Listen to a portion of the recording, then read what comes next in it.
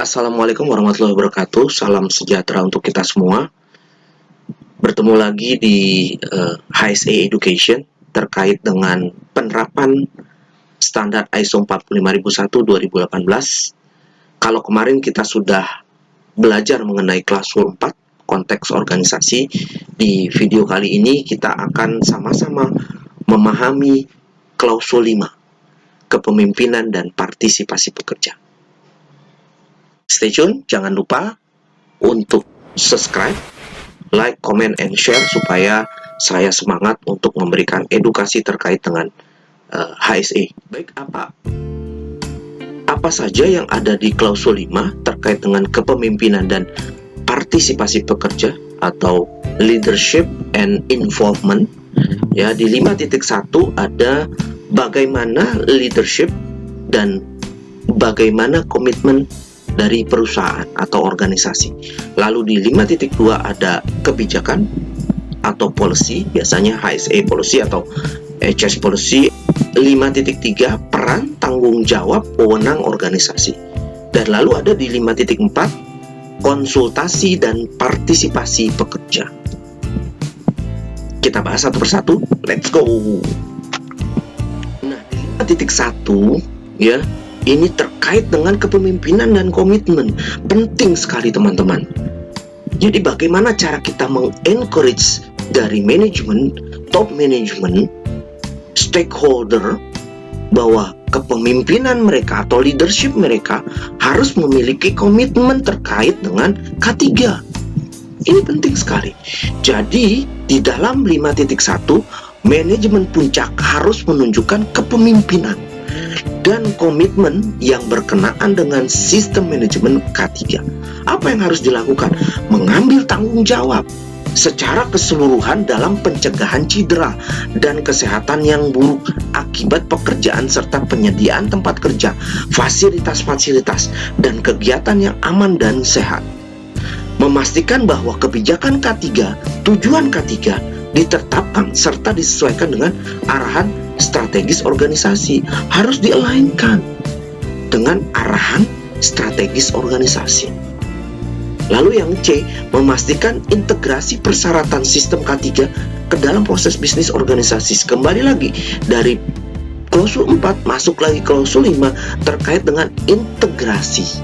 Memastikan ketersediaan sumber daya atau resources untuk membangun, menerapkan, memelihara, dan memperbaiki sistem manajemen K3. Lalu dari sana, setelah kita menetapkan leadership and commitment, harus kita tetapkan juga indikatornya sebagai keberhasilan dari penetapan 5.1 tersebut, yaitu adanya partisipasi aktif dari pekerja. Jadi mereka aktif dalam mencari bahaya, aktif dalam memberikan saran dalam perbaikan, lalu kerjasama dan komunikasi yang didirikan berdasarkan trust, komunikasi dua arah, berbagi persepsi tentang pentingnya sistem K3, keyakinan dalam efektivitas ukuran pencegahan dan perlindungan. Jadi nanti intinya adalah terciptanya budaya yang mendukung sistem manajemen K3. HSE atau K3 menjadi culture di dalam satu perusahaan. Itu adalah indikator keberhasilannya. Baik, selanjutnya di 5.2 adalah terkait dengan kebijakan K3.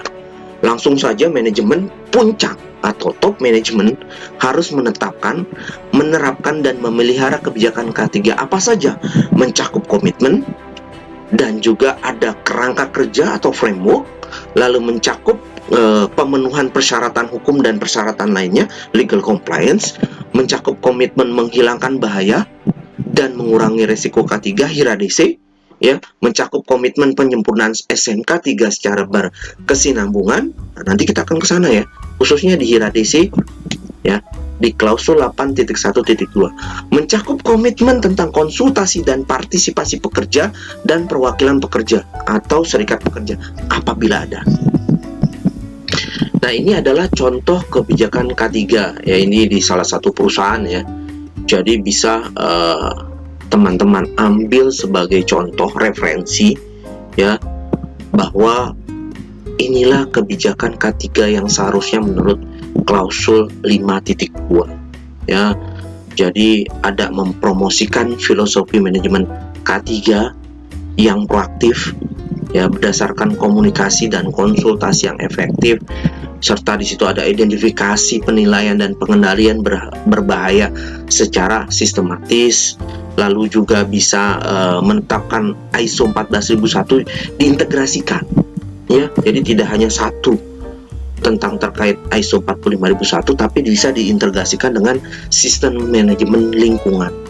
Lalu di klausul selanjutnya, di klausul 5.3, kita harus membuat peran, tanggung jawab, dan wewenang organisasi. Kita harus menetapkan ini. Jadi manajemen puncak harus memastikan tanggung jawab dan wewenang untuk peran yang relevan dalam sistem K3. Assignment ditugaskan, lalu dikomunikasikan di semua tingkat di dalam organisasi. Lalu juga ada kata-kata dipelihara, maintain, sebagai informasi yang terdokumentasi atau documented. Jadi pekerja di setiap tingkat organisasi harus bertanggung jawab atas aspek-aspek sistem K3 yang mereka kendalikan. Nah, selanjutnya dalam contoh matriks tanggung jawab K3. Jadi ada tugas terkait K3 lalu dibagi kepada MP. MP itu manajemen puncak, lalu MK3 itu adalah manajer K3, MD adalah manajemen departemen, P adalah pekerja, SP adalah serikat pekerja. Adapun yang terkait dengan tugas dan tanggung jawab adalah di L itu leading role, lalu di S adalah supporting role-nya. Ini kita tentukan di dalam matriks kita. Apa saja tugas terkait K3? Menyusun dan mengkomunikasikan pekerja K3. Ya, saya berikan contoh tiga teratas ya. Menyusun dan mengkomunikasikan kebijakan K3. Kalau MP apa? Dia leading. Dia sebagai seorang yang melit untuk menyusun dan mengkomunikasikan kebijakan K3. Manajer K3-nya supporting, memberikan drive kepada manajemen puncak. Begitu juga dengan manajer departemen, pekerja dan serikat pekerja. Lalu mengidentifikasi bahaya dan resiko K3. MP tidak mendapatkan role karena dia tidak membuat itu, tapi menyusun strateginya. Siapa yang menjalankan? MK3 atau manajemen K3? Siapa yang menjalankan? Manajer K3. Nah, manajer departemen, pekerja dan serikat pekerja itu mereka supporting. Ya, role-nya adalah supporting. Dan yang ketiga, mengevaluasi pemenuhan peraturan legal. Nah, ini yang menjadi leading tetap manajer K3. Nah, sisanya dari manajer departemen membantu sebagai supporting.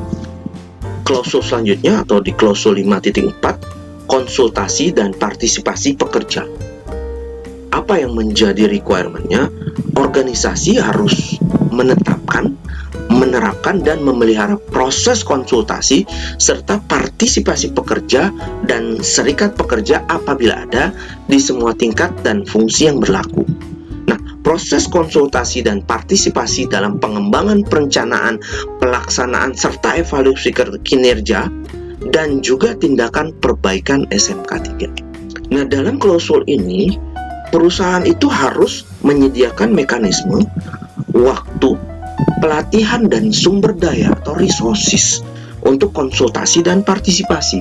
Lalu juga memberikan akses yang tepat waktu terhadap informasi yang jelas, mudah dipahami dan relevan terhadap sistem K3, dan menentukan dan menghilangkan hambatan atau gangguan partisipasi dan meminimalkan gangguan yang tidak dapat dihilangkan.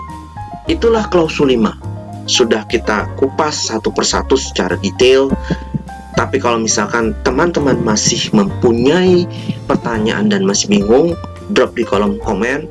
Baik, terima kasih teman-teman. Sampai di sini dulu video terkait dengan klausul 5 yang ada di ISO 45001 terkait dengan leadership and commitment. Selanjutnya kita akan bertemu di klausul 6 terkait dengan perencanaan. Nah, ini lebih dalam lagi bagaimana cara kita menyusun planning. Oke, see you on the next video. Thank you, salam safety.